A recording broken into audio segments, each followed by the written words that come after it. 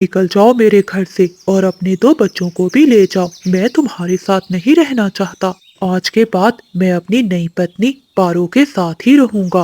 बंटी चिड़ा पारो चिड़िया से शादी कर लेता है और अपनी पहली पत्नी और दो बच्चों को घर से निकाल देता है। रोती हुई कोमल चिड़िया अपने दोनों बच्चों को लेकर जंगल में चली जाती है। वो अपनी माँ के पुराने घर में अपने बच्चों के साथ रहने लगती है। बच्चों, मैं चाहती हूँ कि तुम दोनों खूब पढ़ो और बड़े होकर अपने बाबा जैसे बनो। नहीं माँ, हम बाबा जैसे नहीं बनेंगे क्योंकि बाबा तो आपको छोड़कर चले गए, लेकिन हम हमेशा आपके साथ रहेंगे। हाँ मम्मा, भैया ठीक कह रहा है, हम हमेशा आपके साथ रहेंगे और आपको कभी भी अकेले नहीं छोड़ेंगे। बच्चों, तुम दोनों मेरे जीने का आखिरी सहारा हो, हमेशा ऐसे ही रहना। कोमल चिड़िया पत्तों से टोकरी बनाया करती थी और उसे जंगल में बेचा करती थी। कोमल चिड़िया दिन रात बहुत मेहनत करती है और वो अपने बच्चों को बहुत प्यार से पालती है। ऐसे ही कई साल बीत जाते हैं। चिड़िया के बच्चे अब बड़े हो जाते हैं। कोमल चिड़िया अपनी बेटी मीना की शादी एक अच्छे पक्षी से कर देती है। अब उसके बेटे बबलू की बारी थी।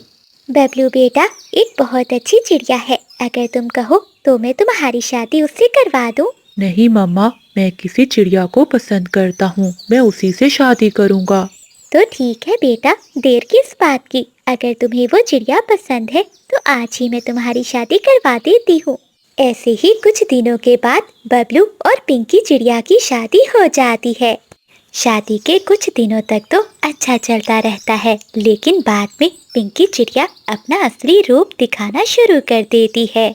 पिंकी, तुमने मेरा भोजन तो बना दिया, लेकिन माँ का कहाँ है? दादी जी, इतनी सुबह माँ क्या नाश्ता करेंगी, आप कर लीजिए ना, मैं माँ के लिए फिर से बना दूंगी। बबलू नाश्ता करता है और वहाँ से चला जाता है। बबलू के जाने के बाद पिंकी अपने घोंसले में जाकर लेटी रहती थी।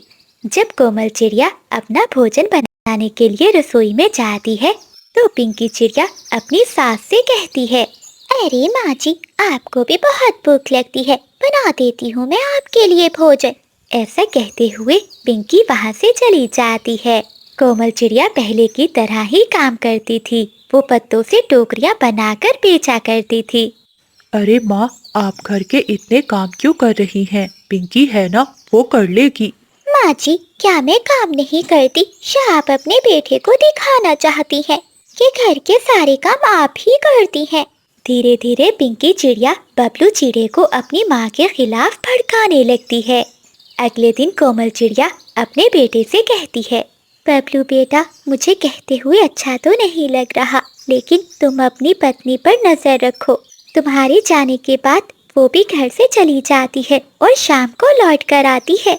माँ, ये तुम कैसी बातें कर रही हो? मुझे अपनी पत्नी पर पूरा विश्वास है। अच्छा बबलू, कितने दिन हो गए मैं मीना से मिलने नहीं गई, सोच रही हूँ आज चली जाऊँ। माँ, आप रहने दीजिए, आपके जाने से बहुत खर्चा होगा। जब उसका मन होगा तो वो खुद चली आएगी। लेकिन बबलू, अभी मैं कमा लेती हूँ, अपना और अपनी बेटी का खर्चा मैं उठा लूंगी, तुम्हें इसकी चिंता करने की कोई जरूरत नहीं। लेकिन माँ, जाएगा तो हमारे घर से ही ना। एक दिन एक चिड़ा घर में आता है। कोमल चिड़िया रसोई में अपना भोजन बना रही थी। तभी उसे पिंकी के कमरे में से आवाज आती है, रोहन, मैं तुम्हारे बिना नहीं रह सकती, मैं तुमसे बहुत प्रेम करती हूँ। हाँ पिंकी, मैं भी तुम्हारे बिना नहीं रह सकता। तभी कोमल चिड़िया वहाँ आ जाती है। पिंकी, तुम मेरे बेटे को धोखा दे रही हो, आज आने दो मेरे बेटे को, आज मैं अपने बेटे को तुम्हारी सारी सच्चाई बताऊंगी। वो चिड़ा वहाँ से भाग जाता है। तभी पिंकी चिड़िया अपने पति को फोन करती है और उसे बुलाती है, बबलू जी जल्दी आइए, माँ जी मुझे जान से मारने वाली थी। ये सुनते ही बबलू चिड़ा भागा भागा घर आता है। माँ, कहाँ हो? जल्दी बाहर आइए। तभी पिंकी चिड़िया रसोई में जोर जोर से रोने लगती है, पति जी मुझे बचा लो, वरना आग से तुम्हारी माँ मुझे जलाकर मार देगी। बबलू बेटा, ये सब झूठ बोल रही है, तुम मुझे जानते हो ना, तुम्हें पालने के लिए मैं दिन रात मेहनत करती रही, और तुम्हें क्या लगता है कि मैं तुम्हारी पत्नी को जलाकर मार दूंगी? सच तो ये है बेटा, ये सारा दिन किसी पक्षी के साथ बाहर रहती है और आज वो पक्षी हमारे घर तक आ गया। मैंने इनकी सारी बातें सुन ली। ये उससे प्यार करती है, इसीलिए अब ये सारा नाटक कर रही है। माँ, मुझे अपनी पत्नी पर पूरा विश्वास है, वो ऐसा नहीं कर सकती। माँ, अब तुम्हारे यहाँ रहने से हमारे घर में बहुत बड़े झगड़े हो रहे हैं, अब तुम यहाँ नहीं रह सकती। तभी बबलू मीना चिड़िया को कॉल करता है। सुन मीना, मैं माँ को आश्रम में भेज रहा हूँ। इसने पिंकी को मारने की कोशिश की है, अगर तुम चाहो तो माँ को अपने साथ रख सकती हो। नहीं नहीं भैया, आप माँ को आश्रम ही भेज दो, मेरा घर छोटा है। ये सब बातें सुनकर कोमल चिड़िया रोने लगती है।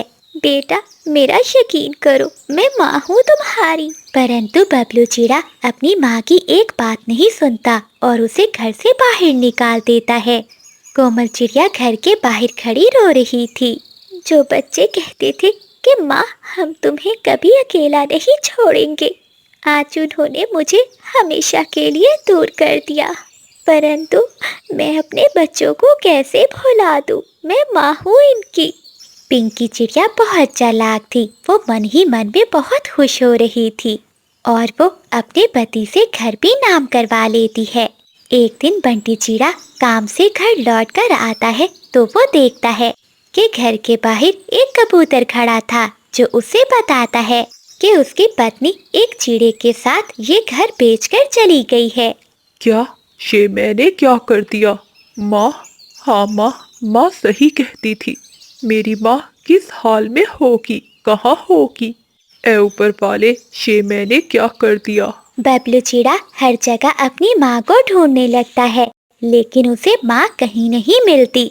फिर वो वहाँ जाता है जहाँ उसकी माँ पत्तों से बनी हुई टोकरी बेचा करती थी। तोता बबलू को उसकी माँ का पता बता देता है।